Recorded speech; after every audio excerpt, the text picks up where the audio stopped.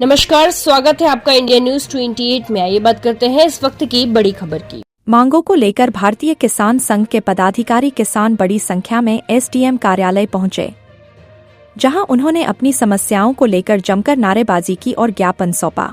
रायसेन भारतीय किसान संघ के बैनर तले पहुंचे किसानों ने अपनी कई अहम मांगों को लेकर एसडीएम को ज्ञापन सौंपा। किसानों का कहना है कि मंडियों में फसल की सही तुलाई नहीं हो रही है, जिससे उन्हें आर्थिक नुकसान उठाना पड़ रहा है।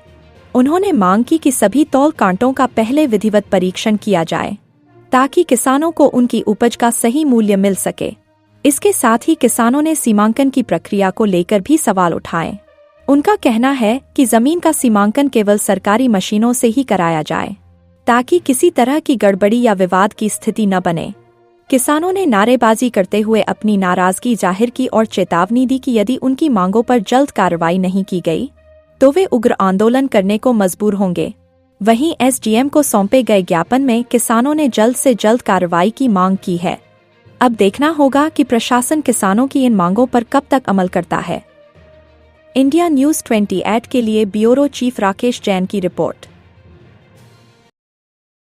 एसडीएम कार्यालय में भारतीय किसान संघ के लोग आए हैं। इन्होंने सरकार से कुछ मांग रखी है और इनकी मांगें जो हैं वह काफ़ी जायज़ हैं। इनका कहना है कि इनकी फसलों की सही तुलाई की जाए और तुलाई से पहले तोल कांटों की सही देखभाल की जाए, उसकी पूरी जांच की जाए। इसके पूर्व हम जिला कलेक्टर रूप रेखा से मिले थे तो उन्होंने कहा था कि किसानों से उन्होंने अपील की है कि वो नरवाई को न जलाएं। इन लोगों ने वादा किया है कि हम उस नरवाई को नहीं जलाएंगे। मैं एसडीएम कार्यालय से राकेश जैन रायसेन। किसान संघ जिंदाबाद जिंदाबाद जिंदाबाद।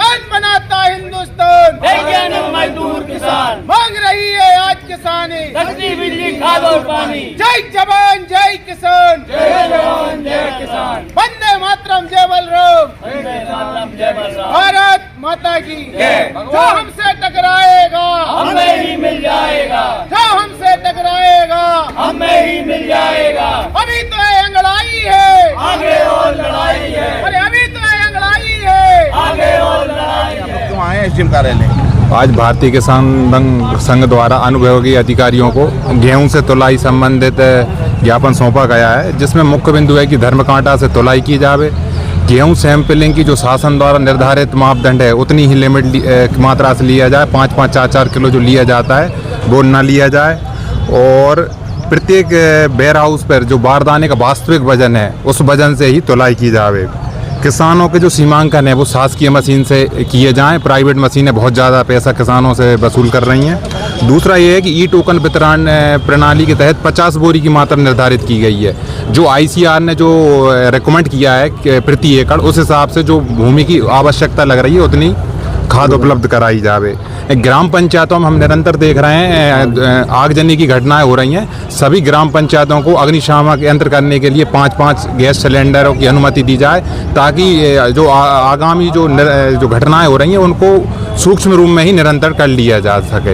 एक बात मैं पूछना चाहता हूँ आपसे, आप लोग नरवाई जला रहे हैं, उसको भी प्रशासन कार्रवाई कर रहा है, वो क्या हो रहा है? बिल्कुल, कुछ किसानों की ये घटनाएं हो रही हैं। मैं निरंतर 3 वर्षों से जैविक खेती कर रहा हूँ और नरवाई अपशिष्ट प्रबंधन के कार्य भी हम कर रहे हैं और सभी किसानों को हम ये सजेशन दे रहे हैं कि आप अपनी नरवाई में आग न लगाएं। इससे भूमि की उर्वरक शक्ति कम हो रही है और कार्बन की मात्रा घट रही है, कहीं ना कहीं हमारे उत्पादन को छीण कर रही है। मैं ब्रजेंद्र बघेल, भारतीय किसान संघ भारतीय किसान संघ जिला उपाध्यक्ष।